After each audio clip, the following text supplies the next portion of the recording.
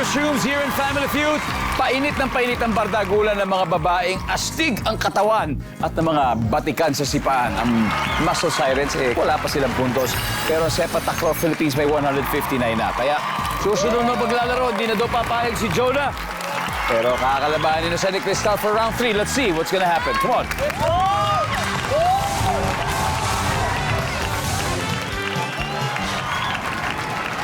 Good luck. Trivia na po, si Jonah po ay cum laude graduate sa UP at ngayon she's taking up law. Anong year na, Jonah, sa law? Ilang years ago? 2.5 kasi second year. First sem ngayon. 2.5 na. Good luck, Jonah. Thank you. Good luck sa'yo. Future attorney. Meanwhile, si Crystal naman won the silver and bronze sa 2023 Asian Sepak Takraw Championship. At magkukumpit ka pa sa December, Crystal. Yes po, yes po. Saan ba ngayon sa magaganap ang December? Sa Thailand po. Sa SEA Games. Thailand. Good luck, Crystal. Good luck. Jonah, good luck din to you. Good luck. Good luck. Times 2 na ang value, kaya kamay sa mesa. Top 7 answers are on the board. So, nag-reunion kayo ng mga dati mong katrabaho. Name something na pwede mong kainggitan sa kanila. Go. Crystal. Pera! Pera. Lumama na yung dati mong katrabaho. Nandiyan ba yan? Jonah, pwede pa. Nag-reunion kayo ng mga dati mong katrabaho.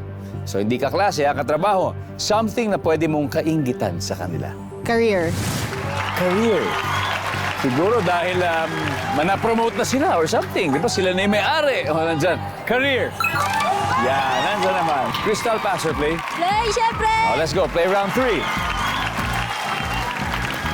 Eman, nag-reunion kayo ng dati mong katrabaho, something na pwede mong kainggitan sa kanila. Bagong mga damit. Branded! Nandiyan ba yan? Walang bagong damit, Christine. Nag-reunion kayo ng dati mong katrabaho, something na pwede mong kainggitan sa kanila. Cute na anak. May mga cute na anak na. Nandiyan ba yan? Yan. Vince, so nag-reunion kayo ng dati mong katrabaho, something na pwede mong kainggitan sa kanila. May jowa. May jowa. Ayan na. Nandiyan ba yan? Kasama na sa asawa. Pwede na kayo mag-huddle. Muscle Cyrus, think of an answer to steal. Crystal, nag-reunion kayo ng dati mong katrabaho. Something na pwede mong kainggitan sa kanila. Mga sasakyan. Sasakyan? Ha?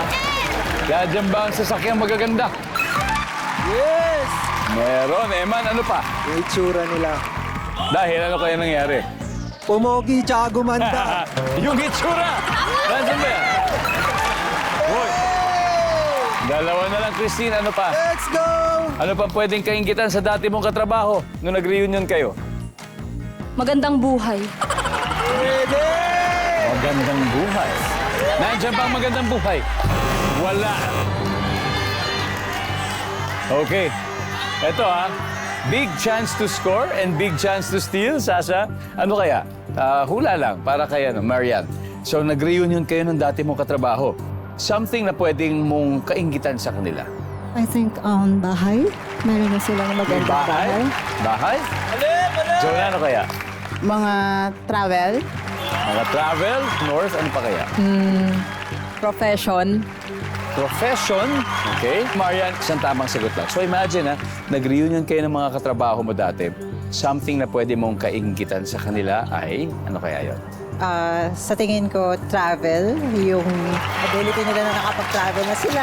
Travel. Yung napupuntahan na nila. Nakakapag-travel sila. Nandiyan ba yan, survey?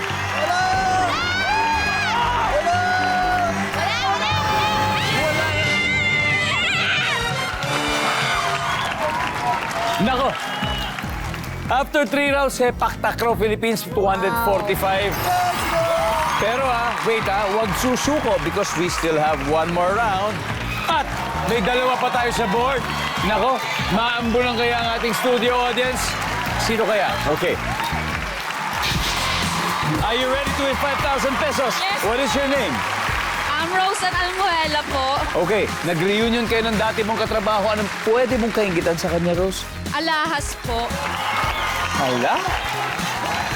Nandiyan ba ang alahas? Uy! Congratulations.